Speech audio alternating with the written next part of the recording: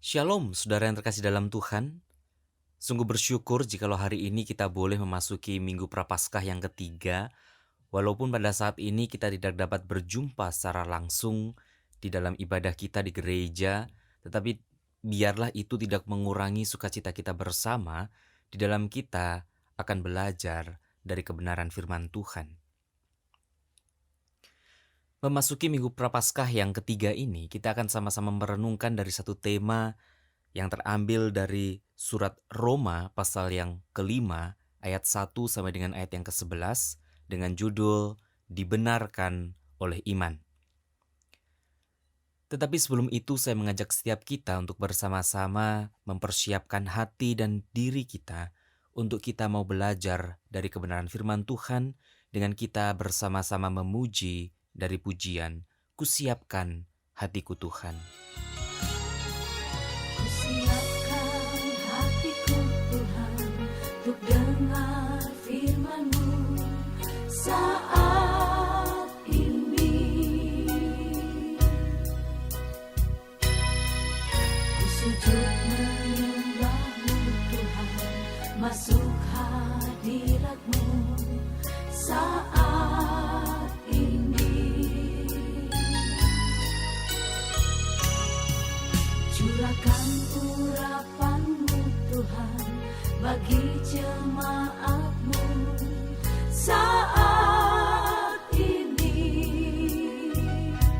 Ku siapkan hatiku Tuhan untuk dengar firman-Mu.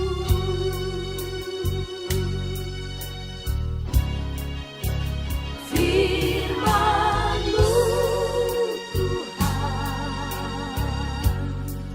tiada berubah,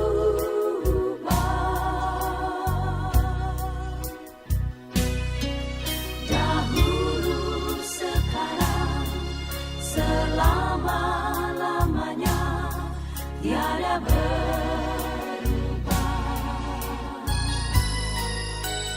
Firman-Mu penolong hidupku, ku siapkan hatiku Tuhan untuk dengar firman-Mu.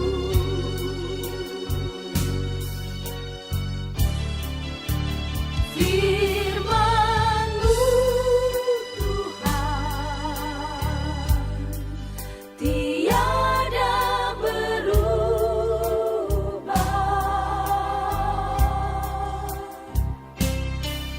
dahulu, sekarang, selama-lamanya, tiada berubah.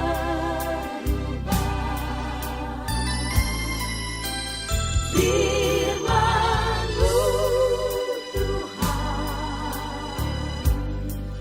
penolong hidupku, ku siapkan hatiku Tuhan untuk dengar firman-Mu.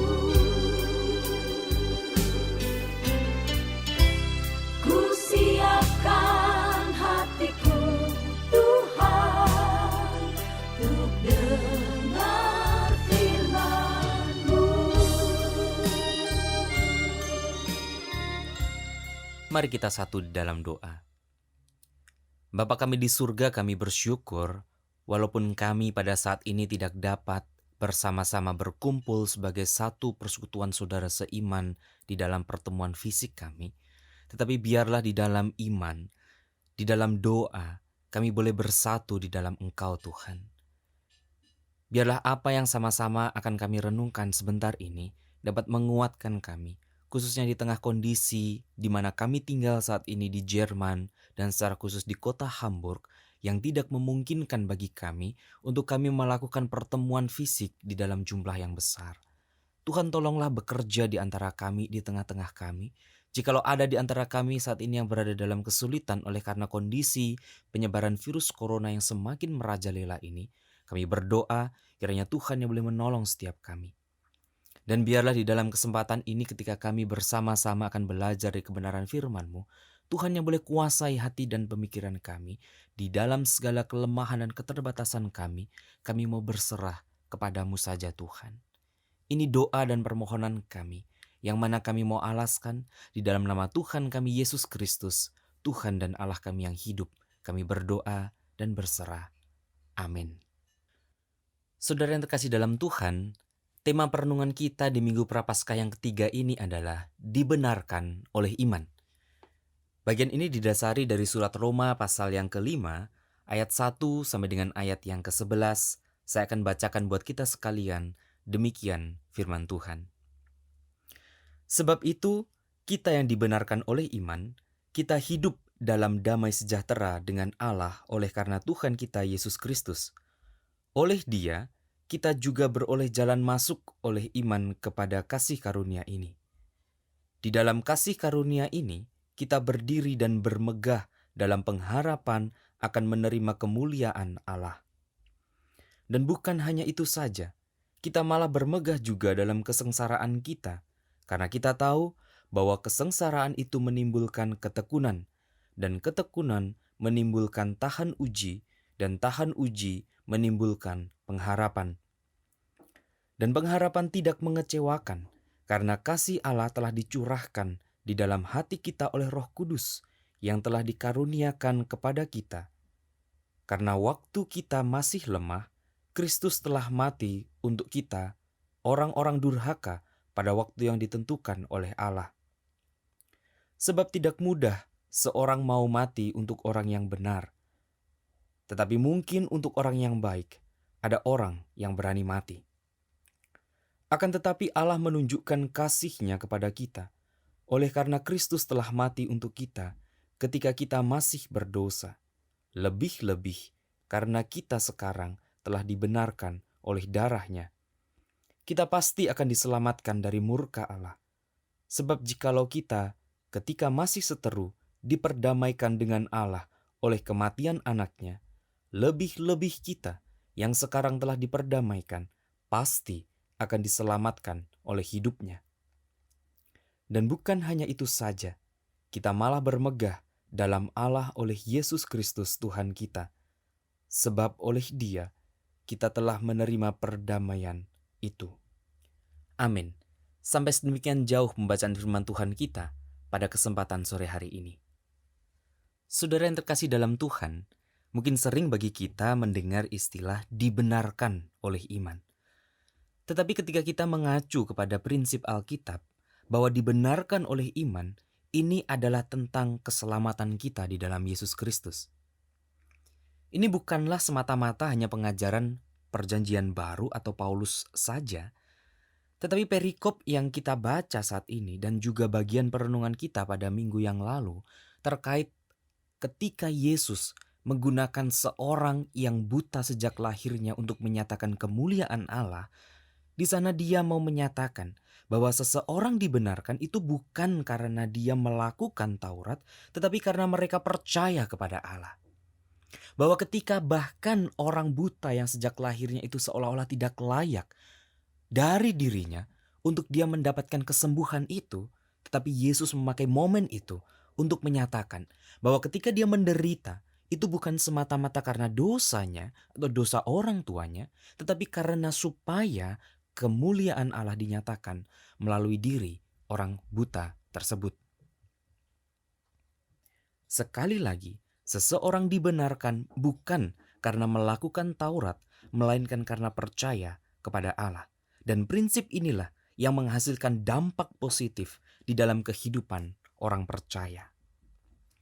Melihat kondisi yang terjadi belakangan ini, khususnya di hari-hari terakhir ini, saudara, sampai dengan hari ini, ketika saudara dan saya belajar kebenaran firman Tuhan saat hari ini, kondisi di Hamburg hari ini pada tanggal 15 Maret 2020 hari Minggu, dengan terpaksa kita FEG Maranatha Hamburg harus membatalkan pertemuan ibadah kita, dan bahkan sampai beberapa minggu ke depan mungkin, ketika kondisi masih seperti ini.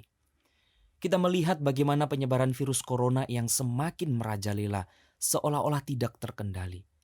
Saat ini saja tercatat di Jerman lebih dari 3.000 kasus.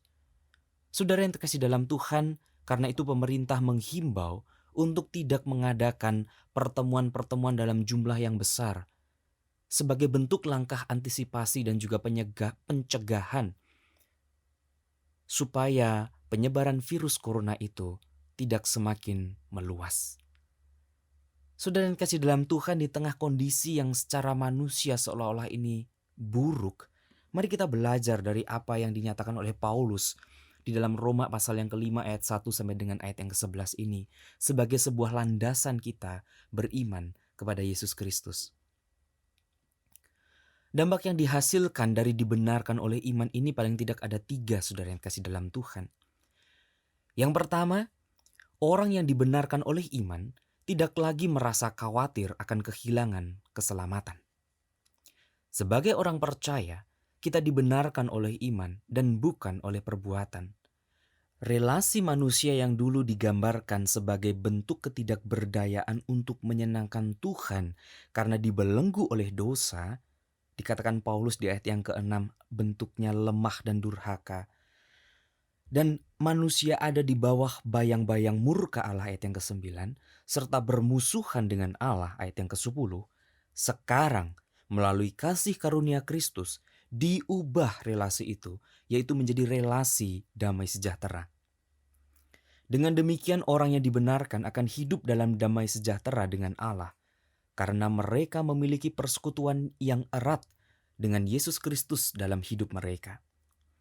Hal inilah yang kemudian memampukan orang-orang percaya untuk tidak lagi memiliki rasa khawatir akan kehilangan keselamatan mereka. Karena apa? Karena jaminan itu ada dari pihak Tuhan dan bukan pada manusia itu sendiri. Dampak yang kedua, orang yang dibenarkan oleh iman memiliki pengharapan bahwa suatu hari kelak hidupnya akan dipermuliakan oleh kemuliaan Allah. Kita dapat perhatikan di dalam ayat yang kedua, saudara yang terkasih dalam Tuhan. Suatu hari secara penuh manusia berada di hadirat Allah yang mulia dengan karakter yang serupa dengan Kristus. Pemuliaan atau istilahnya kita kenal yaitu glorifikasi baru akan tergenapi secara nyata dan utuh ketika sampai pada kesudahan dunia ini. Oleh iman kita dipimpin oleh kasih karunia untuk menerima pengharapan yang mulia itu, yaitu kedatangan Kristus yang kedua. Jika kita jatuh dalam realita hidup yang berat dan kita kehilangan damai sejahtera, berarti kita tidak mengerti kemuliaan Allah yang begitu besar itu. Hal ini menunjukkan betapa rendahnya kualitas iman kita. Di tengah kondisi yang serba tidak pasti oleh karena penyebaran virus corona di Jerman saat hari ini, banyak toko-toko mulai kehabisan bahan makanan. Banyak orang mulai panik dan ketakutan dengan memborong begitu banyak bahan makanan, tisu toilet, lucunya seperti itu ya. Tetapi saudara yang kasih dalam Tuhan, di tengah keadaan ini, banyak orang didorong oleh rasa panik dan takut mereka mengerjakan berbagai macam hal sebagai bentuk preventif, sebagai bentuk pencegahan kalau pada akhirnya Jerman harus lockdown. Kalau Jerman harus kehabisan bahan makanan. Sehingga tidak heran orang mulai kehilangan rasa damai sejahtera mereka. Dari yang tadinya ketika masih bulan November, Desember, virus hanya terjadi penyebarannya di China, di Hong Kong, Taiwan, dan sekitarnya. Orang-orang di Jerman melihat, di Cina seperti itu biasalah terjadi. Kebocoran seperti itu biasalah terjadi. Cina. Tetapi hari ini kita mengalami langsung keadaan itu. Sebuah keadaan yang nyata, sebuah realita, sebuah fakta yang kita hidupi saat ini. Bahwa orang-orang ada begitu banyak terjangkit virus corona ini. Disinilah saudara yang terkasih dalam Tuhan, bagaimana kita mau menguji iman kita di hadapan Tuhan. Bahwa seharusnya kita bukan hanya bermegah menunggu kedatangannya dalam kemuliaan yang besar itu, tetapi Paulus menuntun kita, menghimbau kita untuk kita juga bermegah dalam kesulitan yang besar itu. Bukan hanya kemudian untuk tidak jatuh, tetapi bagaimana kita bersuka cita, justru bersuka cita di dalam kesulitan tersebut. Pertanyaannya, bagaimana caranya? Paulus mengajukan sebuah kenyataan yang begitu luar biasa. Bahwa kalau kita anggap kesulitan sebagai problem yang sangat serius, kita pasti jatuh. Tetapi kalau kesulitan itu kita anggap sebagai bagian dari kesukaan, kita tidak akan jatuh. Dampak yang ketiga, orang yang dibenarkan oleh iman berani menghadapi penderitaan. Bukan hanya sekedar itu, tetapi justru mereka malah bisa bermegah di dalamnya. Ayat yang ketiga, karena ia tahu bahwa melalui penderitaan, imannya justru semakin teguh, semakin teruji. Semakin imannya teruji, semakin pula bertambah teguh orang tersebut pada pengharapan yang sudah dijanjikan oleh Tuhan. Ayat yang kelima, dan Roh Kuduslah yang akan meneguhkan iman orang tersebut. Dari ketiga bagian ini kita belajar bahwa kita justru dihimbau, dinasihatkan oleh Paulus untuk bermegah di dalam kesengsaraan yang kita alami. Karena kesengsaraan itu menimbulkan ketekunan. Lalu sekarang ketika kita tahu kenyataan itu bahwa Kristus harus lahir menjadi manusia, menderita sengsara, mati di kayu salib bagi saudara dan saya. Bagaimana mungkin kita menolak atau kita tidak mau untuk hidup sengsara? Secara manusiawi tidak ada orang yang mau dengan rela untuk menderita, untuk hidup sengsara di dunia ini. Manusia ingin supaya hidupnya nyaman, aman, terkendali, terkontrol, terpenuhi semua kebutuhannya. Tetapi melalui bagian ini Paulus mau mengingatkan setiap kita bahwa kita sesungguhnya harus bersyukur di hadapan Tuhan meskipun hidup di tengah kesulitan yang kita alami hari-hari belakangan ini. Seharusnya kita berkata, jika Allah telah menderita untukku demi keselamatanku, maka kini aku hanya menderita untuk menyatakan rasa syukurku kepadanya. Karena haruslah demikian, karena Dia yang adalah Allah di dalam hidup kita. Ingat saudara, karena kesengsaraan Kristus, Ia telah menyelamatkan kita. Sekali lagi, kesengsaraan Kristus telah menyelamatkan kita. Dan kesengsaraan yang kita alami kemudian akan menimbulkan ketekunan. Ketekunan yang memberi arti bahwa kita sabar menderita sampai garis akhir, yakni sampai memenangkan pertandingan itu. Contoh nyata di dalam bagian firman Tuhan adalah bagaimana kita mengingat akan kisah Ayub. Ayub justru menemukan Tuhan di tengah kesengsaraannya. Dan berulang kali bukankah Yesus berkata bahwa jika kita mau mengikut Dia, kita harus memikul salib itu. Baru di situ kita bisa melihat Dia, bukan? Ketekunan itu kemudian pada akhirnya akan menimbulkan tahan uji. Kembali pada kisah Ayub. Andai kata Ayub mengomel, ngedumel gitu ya bahasa Jawanya, ia akan jatuh. Tetapi di sini kita tahu bahwa sebaliknya, sebagai orang-orang percaya kita harus berusaha agar tetap memiliki damai sejahtera kita di tengah keterhilangan, di tengah keterpurukan, di tengah kesengsaraan, dan bahkan di tengah kondisi yang serba tidak pasti ini akibat penyebaran virus corona yang kian merajalela hari demi hari. Sehingga kita tetap terikat kepadanya, dan baru disitulah yang dinamakan tahan uji.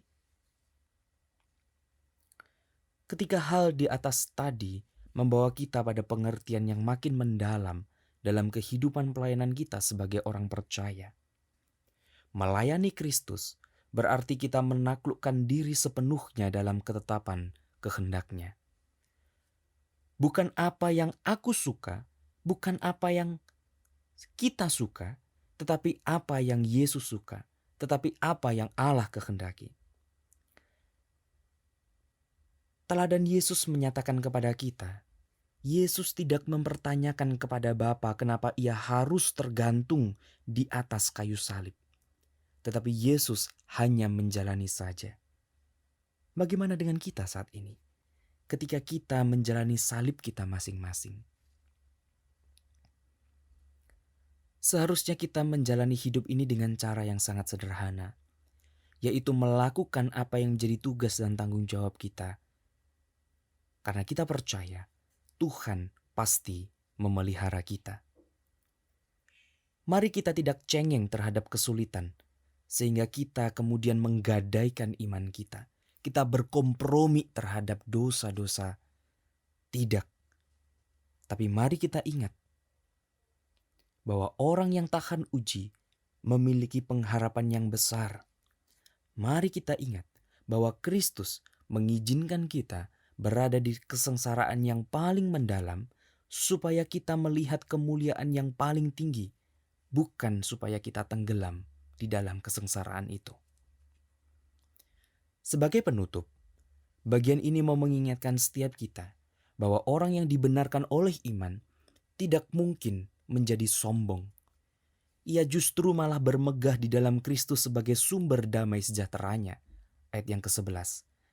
Jadi, bagaimana mengalami damai sejahtera yang sejati itu di tengah kondisi yang tidak pasti seperti hari-hari terakhir ini? 3 hal yang dapat saya ajukan belajar dari kebenaran firman Tuhan hari ini. Stop berpikir dan berusaha mendapatkan damai sejahtera dengan berbuat baik sebanyak-banyaknya supaya mendapatkan pembenaran. Yang kedua, akui ketidakberdayaan kita dan minta pertolongan serta belas kasihan Tuhan Allah melalui Yesus Kristus anaknya. Dan yang ketiga, lakukan perbuatan baik dan pelayanan sebagai buah atas pembenaran itu sambil kita siap menghadapi penderitaan dan setiap kesulitan karena kita sudah menerima anugerah dibenarkan oleh iman. Dan biarlah apa yang kita renungkan hari ini boleh menguatkan setiap kita bahwa oleh karena kita telah dibenarkan oleh iman, maka sudah seharusnya tidak ada hal lain lagi yang dapat mencabut itu semua dari hidup kita. Apakah itu kesengsaraan? Apakah itu sakit penyakit? Apakah itu ketidaknyamanan? Apakah itu dikucilkan? Apakah itu dimusuhi? Apakah itu hal-hal yang tidak mengenakan di dunia ini semuanya ditimpakan kepada kita? Harusnya kita siap dengan semuanya itu. Kenapa? Karena dengan itulah justru kita mendapati iman kita tahan uji. Sehingga pada akhirnya iman yang tahan uji itu akan menghasilkan buah daripada pembenaran itu dengan segala perbuatan baik dan pelayanan yang kita lakukan tanpa pandang bulu. Mengingat bahwa itu adalah tugas dan tanggung jawab kita. Mengingat bahwa Tuhan Yesus telah terlebih dahulu melayani kita. Biarlah perenungan Prapaskah yang ketiga ini boleh mengingatkan kita. Kesengsaraan Kristus telah memberikan damai sejahtera yang sejati dalam hidup kita dengan kita dibenarkan oleh iman kita. Dan melalui damai sejahtera yang sejati itu, kita dimampukan. Sekalipun kita harus sengsara, kita hidup sebagai orang-orang percaya yang taat dan setia sampai akhir. Selamat memasuki Minggu Prapaskah yang ketiga. Allah beserta kita. Immanuel. Tuhan Yesus memberkati. Amin. Mari kita berdoa. Bapa kami di surga, kami mengucap syukur jikalau saat hari ini sekalipun kami tidak dapat berjumpa muka dengan muka sebagai orang percaya di dalam pertemuan ibadah kami, tetapi kami bersyukur bagaimana firman-Mu sekali lagi boleh menguatkan setiap kami. Biarlah apa yang kami renungkan itu tetap tinggal dan menghasilkan buah di dalam pembenaran kami ini Tuhan. Biarlah kami hidup sebagai orang percaya yang tidak sombong. Biarlah kami justru bermegah di dalam kesengsaraan kami, dalam kesulitan kami.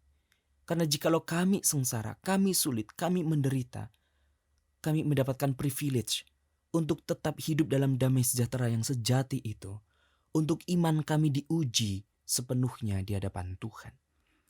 Sehingga kami dapat makin menikmati Tuhan di dalam kesengsaraan kami, di dalam kesulitan kami. Tuhan, secara khusus kami mau berdoa buat penyebaran virus corona ini. Hari makin hari penyebarannya makin meninggi Tuhan. Karena itu Tuhan, sekalipun dengan berat hati kami mengambil keputusan untuk tidak mengadakan pertemuan ibadah secara langsung. Sebagai bentuk pencegahan, sebagai bentuk antisipasi, sebagai bentuk keaktifan kami untuk turut ambil bagian di dalam pencegahan penyebaran virus corona ini. Tolonglah kami di dalam kesehatan kami Tuhan. Beri kami kesehatan yang baik, supaya kiranya di dalam semuanya itu kami dapat mengerjakan apa yang harus kami kerjakan di dalam Tuhan. Kami mohon ya Tuhan, biarlah kiranya damai sejahtera-Mu boleh terus nyata dalam hidup kami di tengah kondisi yang mungkin secara manusia berat kami menjalaninya. Tuhan, ini yang menjadi doa dan permohonan kami. Kami alaskan di dalam nama Tuhan kami Yesus Kristus, Tuhan dan Juru Selamat kami yang hidup. Kami berdoa dan berserah.